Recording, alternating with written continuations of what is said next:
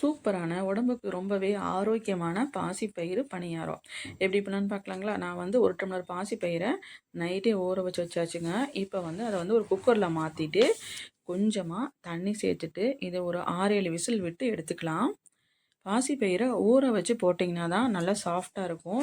டைரெக்டாக அப்படியே போட்டால் அந்த ஒரு சாஃப்ட்னஸ் கிடைக்காதுங்க. ஸோ நம்ம வந்து ஊற வச்சு சேர்த்துக்கலாம். இப்போ வந்து இது 7-8 விசில் விட்டு எடுத்துக்கலாம். இப்போ வந்து அது அந்த பக்கம் வேகட்டும். நம்ம வந்து மாவு கரைச்சிக்கலாம். நான் வந்து 4 டீஸ்பூனுக்கு மைதா மாவு எடுத்துக்கிறேன். 2 டீஸ்பூன் அரிசி மாவு, 1/4 டீஸ்பூன் மஞ்சத்தூள் போட்டிருக்குறேங்க. கொஞ்சமாக உப்பு போட்டு தண்ணி ஊற்றி இதை நல்லா கொஞ்சம் கெட்டியாக கரைச்சிக்கலாம். கட்டிகள் எதுவுமே இல்லாமல் நல்லா கரைச்சிக்கலாம். மைதாக்கு பொதுவாக நீங்கள் கோதுமை மாவு கூட நீங்கள் போட்டுக்கலாம். பார்த்திங்கன்னா இந்த மாதிரி கொஞ்சமாக தண்ணி ஊற்றி கட்டிகள் இல்லாமல் இந்த மாதிரி நல்லா கரைச்சி வச்சாச்சு. பார்த்திங்கன்னா மாவு வந்து இந்த அளவுக்கு இருக்கணும். இப்போ பார்த்திங்கன்னா பாசிப்பயிறு நல்லா வெந்துருச்சு. இப்போ ஓப்பன் பண்ணி பார்த்துக்கலாம்.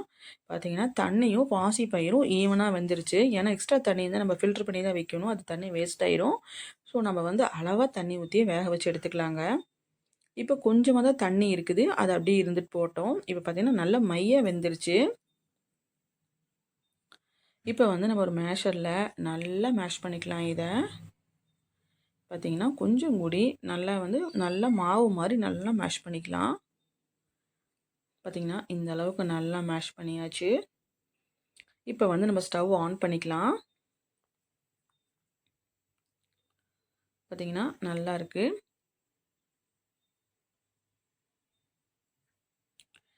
ஸ்டவ் ஆன் பண்ணிவிட்டு இதை நல்லா கலரி கொடுத்துடலாங்க. ஹை ஃப்ளேமில் வச்சுக்கலாம். அப்போ தான் இருக்கிற கொஞ்சம் தண்ணியும் நல்லா வற்றும். இப்போ வந்து நான் வந்து இந்த பெரிய கரண்டி ஒரு கரண்டியில் நான் நாட்டு சர்க்கரை சேர்த்துருக்குறேன். வெல்லமோ அல்லது கருப்பட்டியோ நீங்கள் சேர்க்குறதா இருந்தாலும் சேர்க்கலாம். 50 கிராம் அளவுக்கு நான் நாட்டு சர்க்கரை சேர்த்துக்கிறேங்க. இதே மாதிரி நல்லா மிக்ஸ் பண்ணி கொடுத்துக்கலாம் கரண்டி வச்சு.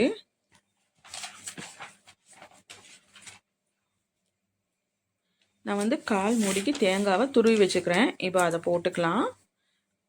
ஸ்கூல் விட்டு வர்ற உங்கள் குழந்தைகளுக்கு மறக்காமல் இதை செஞ்சு கொடுங்க. நல்ல ஹெல்த்தியான ஒரு பணியாரம், நல்லா விரும்பி சாப்பிடுவாங்க. ரொம்பவே ஆரோக்கியம். பாசிப்பயிறு வந்து ப்ரோட்டீன் இருக்கனால உடம்புக்கு ரொம்பவே நல்லது. இப்போ பார்த்தீங்கன்னா 2 ஏலக்காவை தட்டி நம்ம வந்து தோல் எடுத்துகிட்டு உள்ளே இருக்கிற சீடை மட்டும் நம்ம போட்டுக்கலாம். ஹை ஃப்ளேமில் வச்சு இந்த மாதிரி நீங்கள் கலரி கொடுத்தீங்கன்னா நல்லா இதாயிரும். கொஞ்சமாக உப்பு போட்டுக்கலாங்க. டேஸ்ட்டை நமக்கு என்ஹான்ஸ் பண்ணி கொடுக்கறதுக்காக கொஞ்சமாக உப்பு போட்டுக்கலாம். போட்டுட்டு பார்த்திங்கன்னா இந்த மாதிரி நல்லா கலரிக்கலாம். இது சும்மா சாப்பிட்றதுக்கே ரொம்ப சூப்பராக இருக்கும்.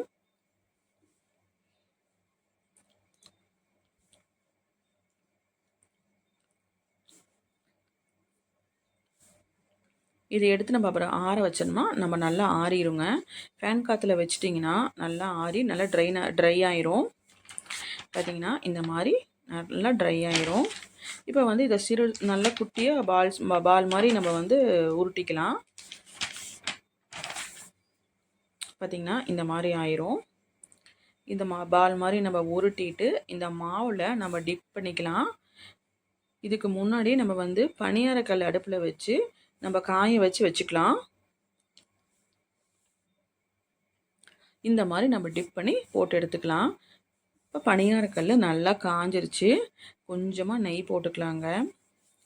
வீட்டிலே எடுத்த நெய் தான் இது. கொஞ்சமாக நெய் போட்டுக்கலாம்.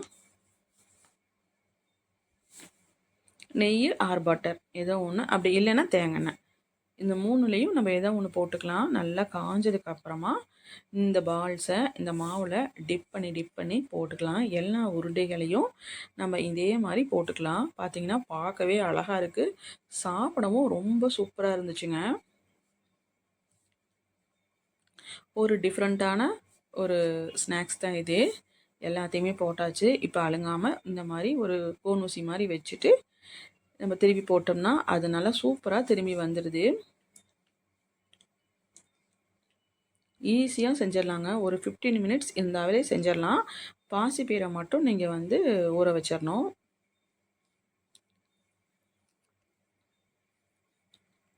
இந்த மாதிரி மறுபடியும் இந்த பக்கம் திருப்பி போட்டு நல்லா வேக வச்சு எடுத்தோம்னா சூப்பரான பாசிப்பயிறு பணியாரம் ரெடி ஆயிடுச்சு. மறக்காமல் ட்ரை பண்ணி பார்த்துட்டு நீங்கள் எப்படி இருக்குன்னு சொல்லுங்கள். வீடியோ பிடிச்சா லைக் பண்ணுங்கள், ஷேர் பண்ணுங்கள், மறக்காமல் ஃபாலோ பண்ணிவிட்டு சப்ஸ்கிரைப் பண்ணிக்கோங்க. தேங்க்ஸ் ஃபார் வாட்சிங்.